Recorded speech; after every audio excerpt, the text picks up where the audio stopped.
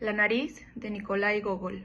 El 25 de marzo tuvo lugar en San Petersburgo un suceso de lo más extraño. En la avenida de Voznesensky vivía el barbero Iván Yakovlevich.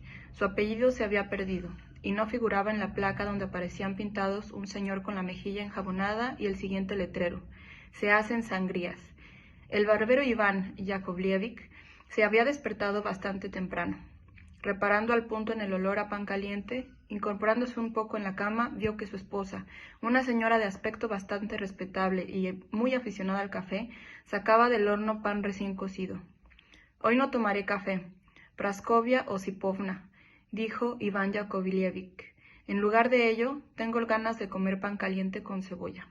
Es decir, Iván Yakovlevich quería lo uno y lo otro, pero sabía que era imposible exigir ambas cosas a la vez, pues a Praskovia Osipovna no le agradaban semejantes caprichos.